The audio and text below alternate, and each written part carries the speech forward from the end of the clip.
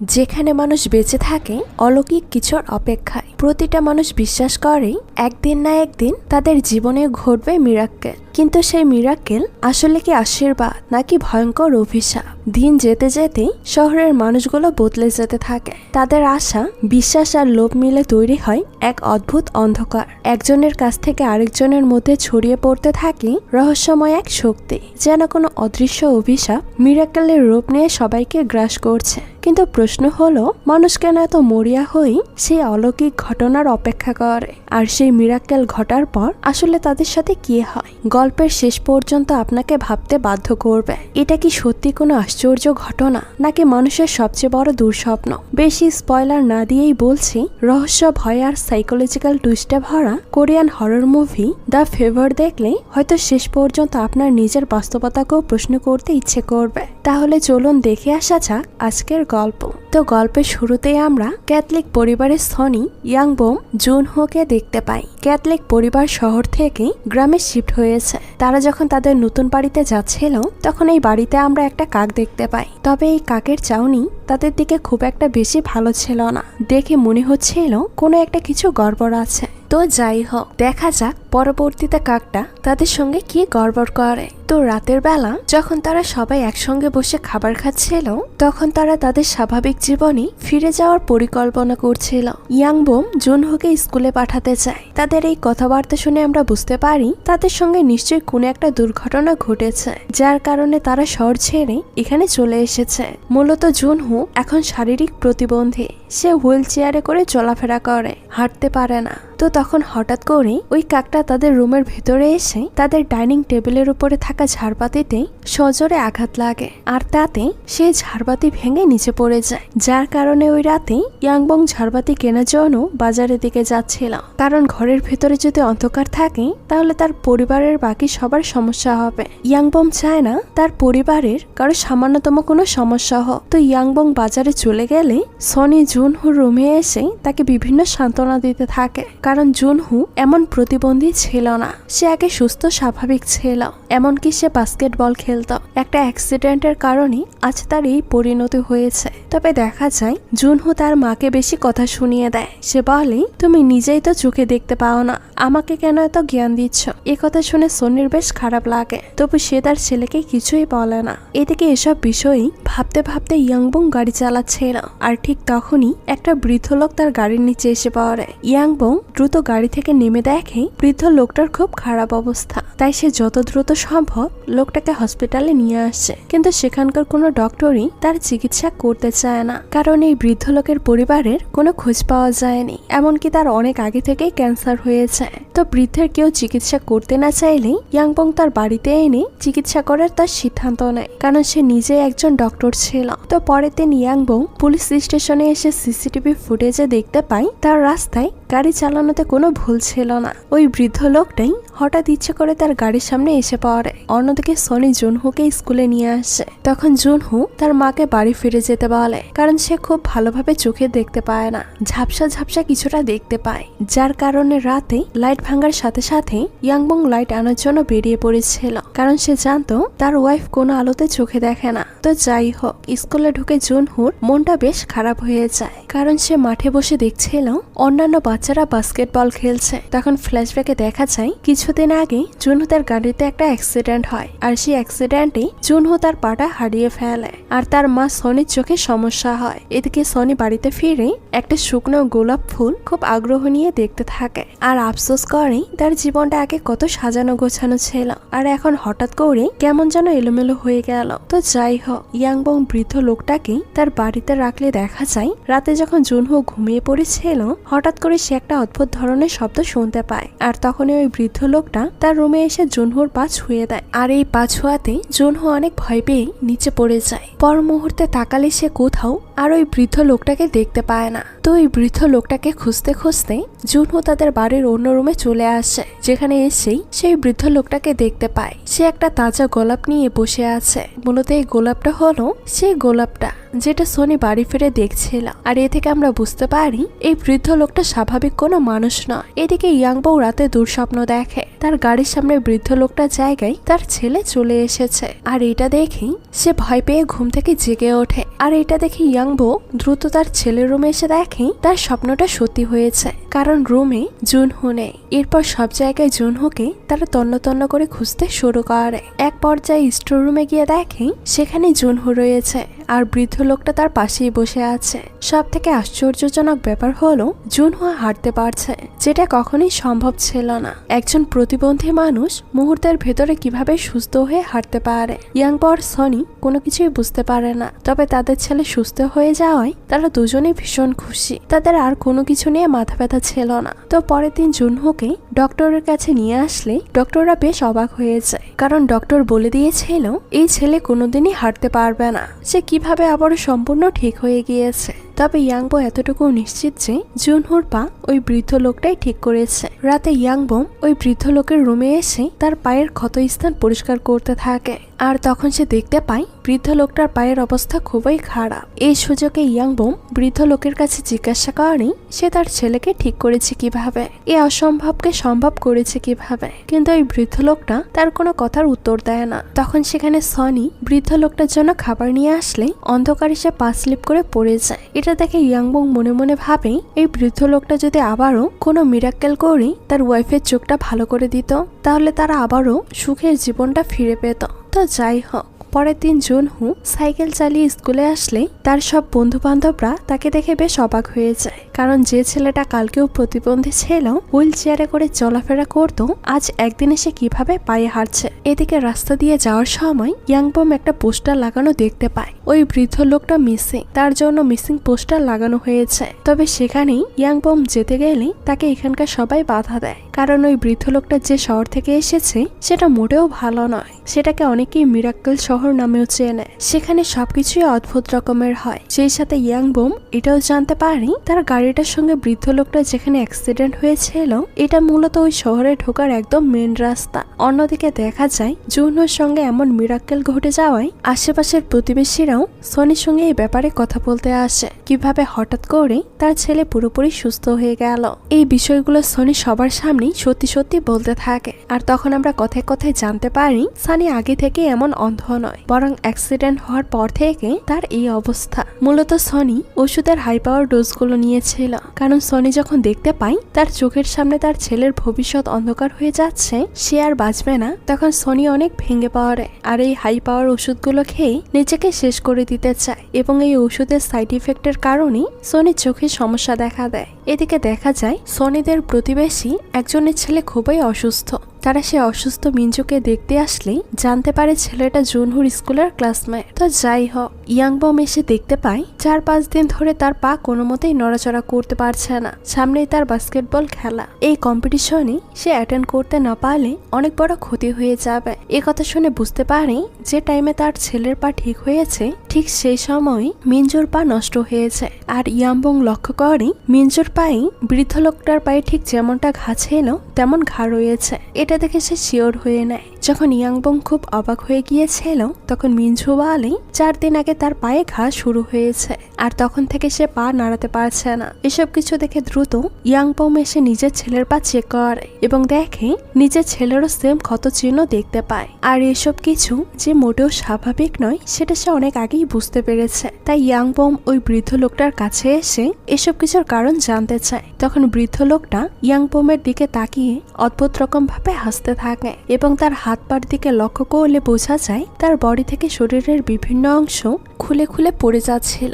অর্থাৎ এই বৃদ্ধ লোকটার অবস্থা খুবই খারাপ। আর এই বিষয়গুলো নিয়ে ইয়াংবো আরো বেশি ভাবতে থাকে। তাই সে ধীরে ধীরে কোথা থেকে এই রহস্য শুরু হয়েছে তা জানার জন্য সে রিসার্চ করতে শুরু করে। তখন দেখতে পাই ওই বৃদ্ধ লোকটা ধীরে ধীরে আরো বেশি অসুস্থ হয়ে পড়ছে। এই লোকটার ভেতরে কিছু অস্বাভাবিক কাজকর্ম চলছে, সেটা সবাই বুঝতে পারে। কিছুক্ষণ পর মাস্ক পরা একটা লোককে দেখা যায়, তার হাতেও সেম ওই ক্ষত চিহ্নটাই ছিল।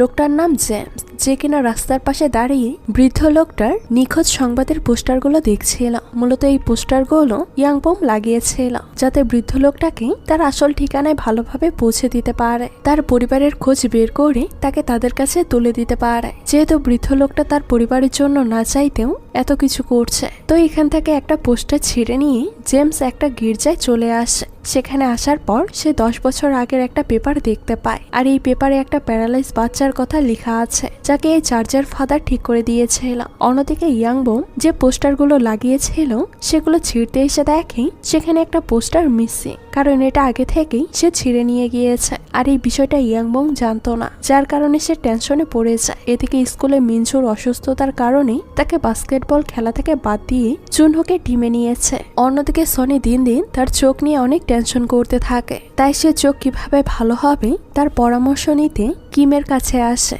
কিম তাকে সান্ত্বনা দিয়ে বলে, তুমি চার্চে গেলে হয়তো তোমার চোখ ভালো হয়ে যাবে। এই আশাতে সনি চার্চে যাওয়ার সিদ্ধান্ত নেয়। অন্যদিকে ইয়াংবোম ওই বৃদ্ধ লোকটার সকল নিখোঁজ সংবাদের পোস্টার ছিঁড়ে আগুন দিয়ে জ্বালিয়ে দেয়, যাতে তার সম্পর্কে কেউই কোনো কিছু জানতে না পারে। তখন তার ফোনে জুনহোর মেসেজ আসে, সে জানায় সে স্কুলে বাস্কেটবল খেলার চান্স পেয়েছে। ওই মুহূর্তে জেমস ইয়াংবোতের বাড়ির দরজা ভেঙে ভিতরে ঢুকে আসে। তো যাই হোক, সনি মিনজুর মার সঙ্গে দেখা করে মিনজুর খোঁজখবর নিতে আসে, আর সেখানে আসলে জানতে পারে একটা সময় মিনজুর বাবা তার মাকে প্রচুর পরিমাণে টর্চার করত।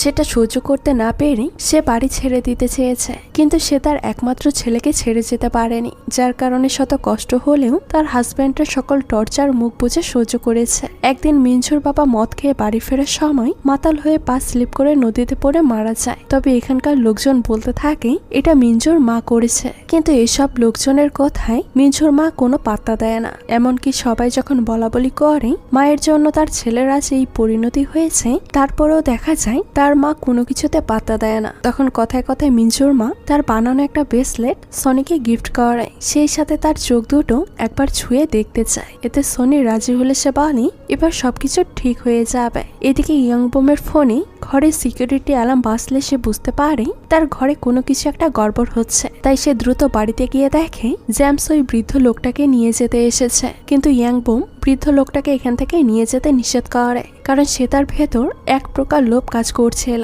কারণ সে চাচ্ছিল ওই বৃদ্ধ লোকটা তার পরিবারের সবাইকে ঠিক করে দেয়। অর্থাৎ সে বুঝতে পেরেছিল এই বৃদ্ধ লোকটার কোনো না কোনো মিরাকেল জানে, তার ভেতরে কোনো অলৌকিক পাওয়ার আছে। কিন্তু দেখা যায় জেমসও কম নয়, সে বলে এই বৃদ্ধ লোকটাকে সে তার সাথে করে নিয়ে যাবে। এদিকে জেমস আর ইয়াংবোমের ভেতর ওই বৃদ্ধ লোকটাকে নিয়ে হাতাহাতি শুরু হয়ে যায়। মারামারির একটা পর্যায়ে সনি সেখানে এসে পুলিশকে খবর দেয়, কিন্তু তার আগেই জেমস ইয়াংবোমের কাছ থেকে নিজেকে ছাড়িয়ে নিয়ে এখান থেকে পালিয়ে যায়। আর পুলিশ এসে জেমস সম্পর্কে জানতে চাইলে ইয়াংবোম বৃদ্ধ লোকটার কথা গোপন করার জন্য পুলিশের কাছে কোনো কিছু শেয়ার করে না, যার কারণে পুলিশ এখান থেকে চলে যায়। আর এটা দেখে সনি বেশ অবাক হয়ে যায়, কেন তার হাজব্যান্ড পুলিশের কাছে সবকিছু বলল না। এরপর সানি যখন ইয়াংবোমকে এই কথা জিজ্ঞাসা করে, তখন ইয়াংবোম সনির কোনো কথার উত্তর না দিয়ে বরং ওই বৃদ্ধ লোকটাকে হসপিটালে ভর্তি করার কথা বলে। তখন তার আরো একটা কথা মাথায় আসে, যদি বৃদ্ধ লোকটাকে হসপিটালে রাখে তাহলে জেমসের মতো আরো অনেকেই ওই বৃদ্ধ লোকটার ব্যাপারে অনেক কিছু জেনে যাবে। তার আসল পরিচয় বের হয়ে গেলে বৃদ্ধ লোকটাকে তারা নিয়ে যাবে, তখন ইয়াংবোমের কি হবে? মূলত ইয়াংবোম লোভে পড়ে গিয়েছিল। সে ভাবছিল এই বৃদ্ধ লোকটা মিরাকেল করে তার পুরো পরিবারকে ঠিক করে দেবে, যার কারণে ইয়াংবোম আরো বেশি রিসার্চ করতে শুরু করে এই বৃদ্ধ লোকটা আর কার কি পরিবর্তন ঘটিয়েছে। তখন সে জানতে পারে 10 বছর আগে তার চেয়ে একটা মেয়েকেও ঠিক এইভাবেই সুস্থ করে দিয়েছিল। মেয়েটা যখন খুব অসুস্থ ছিল তখন তাকে চার্চে রাখা হয়েছিল, তবে সে চার্চে তখন আগুন লাগিয়ে দিয়েছিল। মূলত এই আগুন লাগিয়েছিল জেমস, কারণ সে মনে করত শহরের মানুষ হয়তো তার কাছ থেকে বৃদ্ধ লোকের ওই মিরাক্কেল ছিনিয়ে নিতে চাইছে। একটা পর্যায়ে গিয়ে এই শহরের মানুষজন রাগ করে পুরো চার্চে আগুন লাগিয়ে দেয়। ওই শহরের মানুষজন জানতোই না কেন সবাই চার্চে আগুন লাগিয়েছে। এসব কিছু জানার জন্য ইয়াংবোম বৃদ্ধ লোকটার কাছে গেলে দেখতে পায় সেখানে বৃদ্ধ লোকটা নেই। এ থেকে ইয়াংবোম আরো বেশি টেনশনে পড়ে যায়, কারণ বৃদ্ধ লোকটার হাঁটার শক্তি ছিল না। তখন দেখা যায় পিছন থেকে কেউ একজন ইয়াংবোমকে ধরলে মুহূর্তের ভেতর ইয়াংবোম নিচে পড়লে তার উপর অ্যাটাক করে দেয়। তো পরের দিন ইয়াংবোম যখন তার পরিবারের সবার জন্য রান্না করছিল, হঠাৎ করে সে দেখতে পায় তার হাতটা ওই বৃদ্ধ লোকের হাতের মতো হয়ে যাচ্ছে। যখন সে খুব বেশি ভয় পেয়ে যায় এটা সবাইকে বলতে গেলে, তখন আবারও দেখে হাতটা আবারও আপনা আপনি স্বাভাবিক হয়ে গিয়েছে। এই বিষয়টা ইয়াংবোম তার ওয়াইফ সনির সাথে শেয়ার করলে সনি তার কোনো কথাই বিশ্বাস করে না, তবে মনে মনে সনিও লোভ করতে থাকে। ওই বৃদ্ধ লোকটার কাছ থেকে সেও যদি কোনো মিরাকেল পেয়ে যায় তাহলে মন্দ হয় না, কারণ এতক্ষণে সনিও জেনে গিয়েছে তার ছেলের যেদিন পা ঠিক ঠিক হয়েছে সেদিন মিঞ্জুর পা খারাপ হয়ে গিয়েছে, আর এসব করেছে ওই বৃদ্ধ লোকটার মিরাকেল। কিছুক্ষণ পর সনি বৃদ্ধ লোকটার কাছে এসে তাকে ঠিক করে দিতে বলে, কিন্তু দেখা যায় বৃদ্ধ লোকটা সনির চোখ ঠিক করার বদলে সনির চোখ ধরে উল্টো তার উপরে রক্তবমি করতে শুরু করে। সেই সাথে মিঞ্জুর মা সনিকে যে ব্রেসলেটটা দিয়েছিল সেটা অটোমেটিক ছিঁড়ে পড়ে যায়। এদিকে দেখা যায় চার্চ থেকে কয়েকজন লোক সনিকে তাদের সঙ্গে নিতে এসেছে।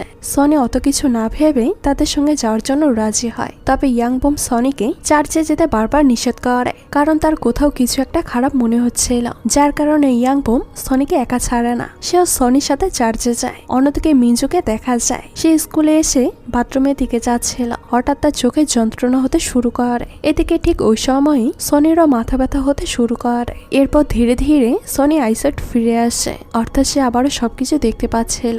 দৃষ্টিশক্তি ফিরে পেয়ে সনি অনেক অবাক হয়ে যায়। অন্যদিকে মিঞ্জুর চোখ থেকে প্রচুর পরিমাণ ব্লিডিং হয়ে দৃষ্টিশক্তি চলে যায়। এদিকে আমরা বুঝতে পারি মিঞ্জুর দৃষ্টিশক্তি সনির ভিতর ট্রান্সফার হয়ে গিয়েছে। তো যাই হোক, ইয়াংবম যখন বুঝতে পারে সনির দৃষ্টিশক্তি ফিরে পেয়েছে, সে আর দেরি না করে দ্রুত তার ওয়াইফকে হসপিটালে নিয়ে আসছে। ডক্টর সনিকে দেখে সেও অবাক হয়ে যায়, কারণ এমন অসম্ভব কিভাবে মুহূর্তের ভিতর সম্ভব হলো ডক্টররাও বুঝতে পারে না। তাই ডক্টর অনেক খুশি হয়। আর যখন বাসায় ফেরার জন্য হসপিটাল থেকে বেরোনোর সময় ইয়াংবম দেখতে পায় মিঞ্জুর মা হসপিটালের বারান্দায় বসে অনেক কান্নাকাটি করছে। তাদের কাছে গেলে জানতে পারে মিঞ্জুর দৃষ্টিশক্তি চলে গিয়েছে।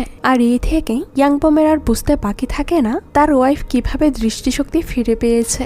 এই বিষয়টা জানতে পেরে মিঞ্জুর মা সনির সঙ্গে কথা বলতে চায়, কিন্তু প্রথমে ইয়াংবম সনির সঙ্গে তাকে কথা বলতে দেয় না। একটা পর্যায়ে গিয়ে যখন সনি সত্যটা জানতে পারে মিঞ্জুর দৃষ্টিশক্তি তার ভিতরে চলে এসেছে, তখন সনি অনেক কষ্ট পায়, কেননা তার ছেলের বয়সে একটা ছেলের চোখ নেই। এই দুনিয়ার সৌন্দর্য সে আর দেখতে পাবে না। প্রত্যেকটা মায়েরই এই বিষয়টা মেনে নিতে কষ্ট হয়। এদিকে ইয়াংবম বাসায় ফিরলে সে জেমসকে সেখানে দেখতে পায়, আর তার দিকে এগিয়ে যেতেই জেমস ইয়াংবমের উপর অ্যালোপ্যাথারি অ্যাটাক করতে শুরু করে। এমনকি তাকে দড়ি দিয়ে বেঁধে ছুরি দিয়ে খুব বাজেভাবে আঘাত করে। এরপর জেমস ইয়াংবমকে এইভাবে রেখে এখান থেকে পালিয়ে যায়। এরপর ইয়াংবম কোনো মতে নিজেকে ছাড়িয়ে নিয়ে তার কাছে নিজেকে রক্ষা করার জন্য সবসময় একটা চাকু রেখে দেয়, যাতে পরবর্তীতে তাকে এসে কেউ অ্যাটাক করতে না পারে। কিছুক্ষণ পর জেমস আবারও ইয়াংবমের কাছে আসলে ইয়াংবম এবার সুযোগ বুঝে তাকে আঘাত করলে জেমসও নিজেকে কোনো মতে ইয়াংবমের কাছ থেকে ছাড়িয়ে নিয়ে এখান থেকে পালিয়ে যায়। ইয়াংবম যখন জেমসকে ফলো করতে করতে একটা রুমের ভেতরে চলে আসে,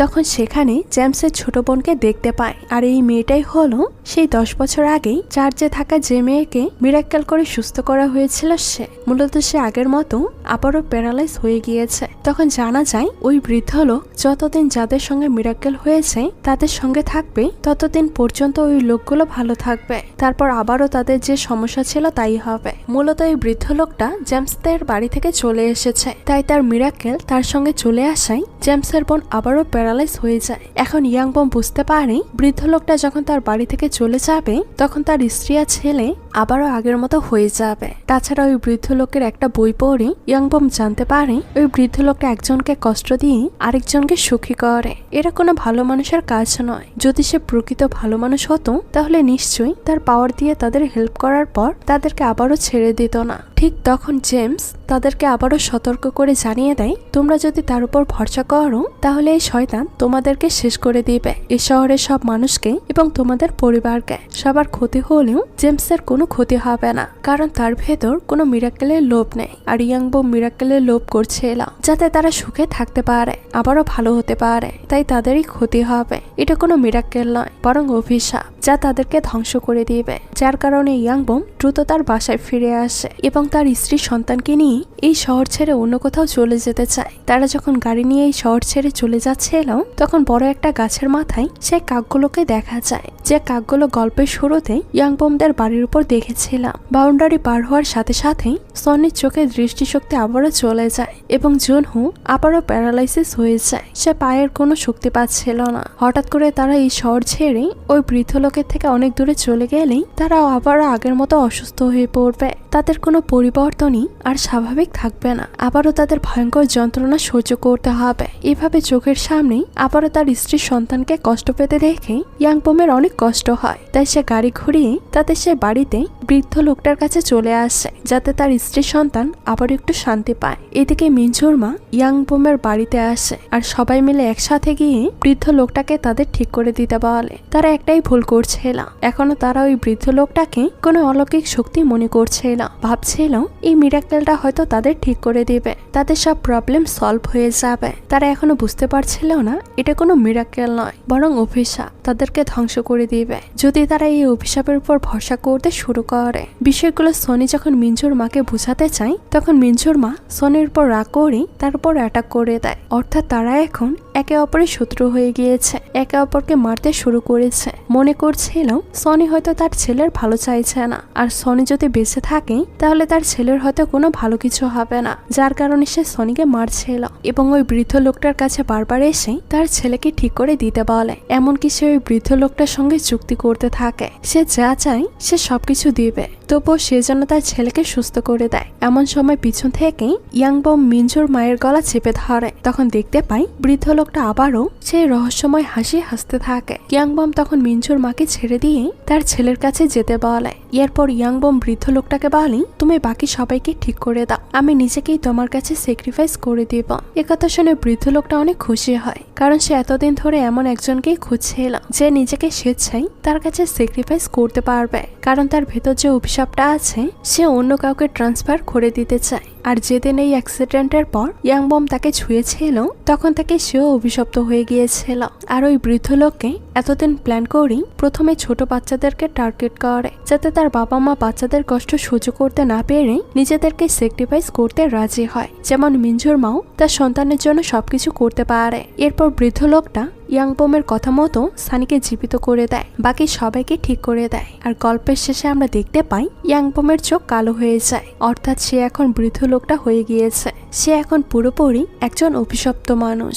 যতক্ষণ না ইয়াংবম কারো মতে একজনকে স্যাক্রিফাইস করতে পারে এমন একজন না পাবে, ততক্ষণ সে অভিশপ্ত থাকবে। এমনকি ইয়াংবম ওই বৃদ্ধ লোকের মতো প্রতিদিনই মৃত্যুর যন্ত্রণা সহ্য করবে, সেই সাথে আশেপাশের বাচ্চাদেরকেও আঘাত করবে, যাতে অন্য কেউ এসে ঠিক তার মতো এভাবে স্যাক্রিফাইস করতে রাজি হয়। এরপর দেখা যায় ওই বৃদ্ধ লোকটা ধীরে ধীরে সবার সামনে শেষ হয়ে যায়, হয়তো এরপর অন্য কারো পালা। আর তো এই গল্পটা আপনাদের কাছে কেমন লেগেছে সেটা কিন্তু অবশ্যই কমেন্ট করে জানাবেন। আজকে এই পর্যন্তই, দেখা হচ্ছে নতুন কোনো ভিডিওতে। সেই পর্যন্ত সবাই ভালো থাকবেন। আল্লাহ হাফেজ।